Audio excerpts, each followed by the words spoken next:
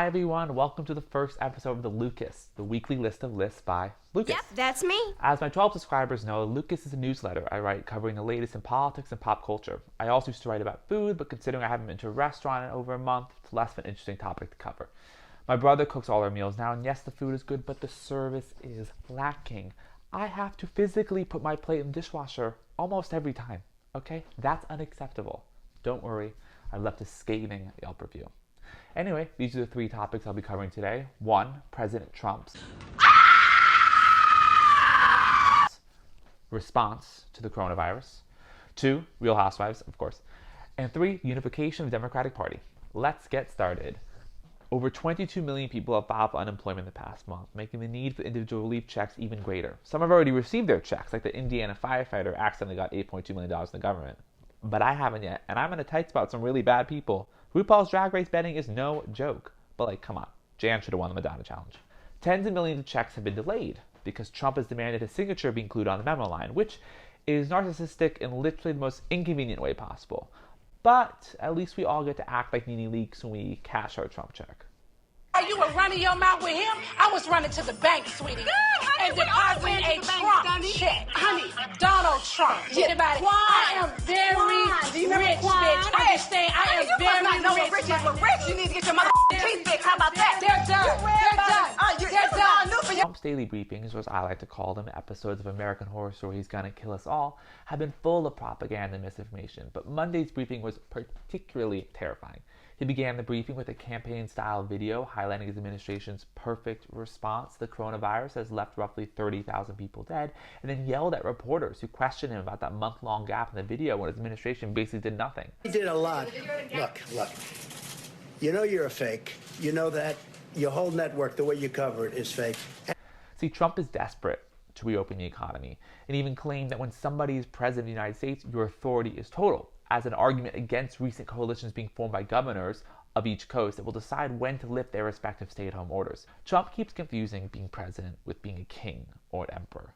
Luckily, he does have the constitutional authority to do this, and gratefully, he's not smart enough to overthrow a democratic system. I mean, he's not Palpatine. Let's get real.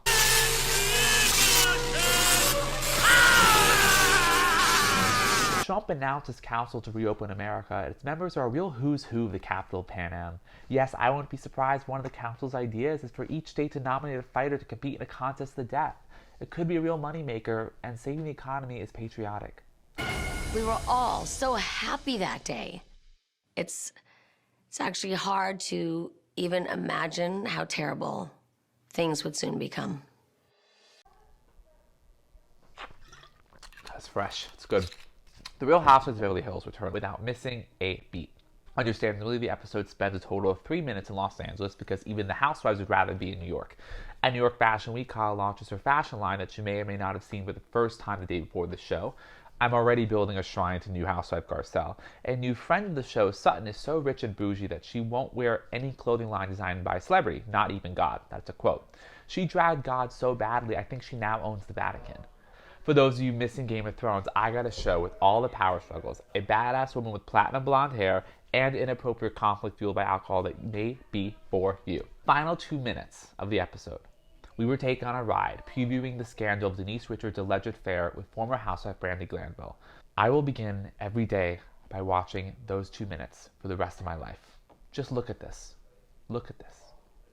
It's both iconic and terrifying. And guess what? Her eyes follow you wherever you go. Look. I began this video with dancing Nene Leakes' Come and Get This Honey, which I now want played every time I enter a room. Okay? In the most recent Atlanta episode, Candy and her husband Todd fight over her hectic work schedule, so Kenya tells Candy to get Todd his favorite food. The food, you ask? Salad. Whose favorite food is salad? Is he a sociopath? I'm concerned for Candy. Kenya, meanwhile, packs up her soon-to-be, I think, ex-husband's clothes from her house. And as much as I hate seeing a marriage fall apart because I watched my own parents' marriage fall apart, this marriage doesn't seem real. When Kenya's packing up his clothes, there's still tags on them and they do not look worn. I am just pointing out what I saw. Finally, New York. New York. The Beverly Hills ladies play the Game of Thrones. The New York ladies play Get Your Tits Out Girls. Let's make great TV. a little different. Leah and her bucket hat have been great additions to the new show and may be ushering the next generation of Real Housewives of New York City. You know, without Bethany, we kind of are missing that Greek chorus role that she and Carol Radziwill filled when they were on the show. You know, I love them all. I love them all so much. But we may need another young, funny, true New Yorker like Leah, housewife, to join the show next season. We'll see. Former Vice President Joe Biden has been rolling out major endorsements this week. We got Bernie, Obama, Warren, Cardi B, Donna, Lynn, Pat, Lori, Shelley, Aaliyah, Rose, Brian. Clearly, this wave of endorsements is to show that the Democratic Party is united to defeat Donald Trump. No time to let Russian trolls, Republicans, and Susan Sarandon divide us. Biden and Bernie's online conversation and President Obama's endorsement video restored my hope in this election. But Elizabeth Warren's endorsement really inspired me because she reminded us that so many progressive ideals can still be achieved if we are willing to work for them. She has a plan to rebuild our country, and electing Joe Biden to the presidency is part of it. Joe Biden has been the presumptive Democratic nominee for a total of 5 minutes, so it would be totally inappropriate for us to talk about his potential running mate, right? I'm really interested in having that conversation.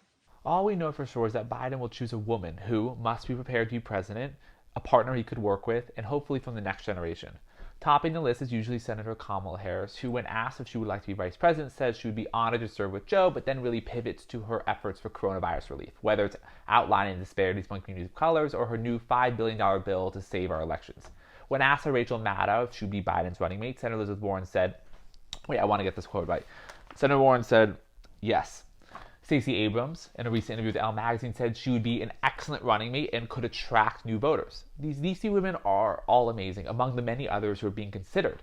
It's fine to speculate and root for your favorite. You all know who mine is. I don't make it a secret. I don't. But let's not pit these women against each other and tear them and each other down in the process. I get why this is so contentious.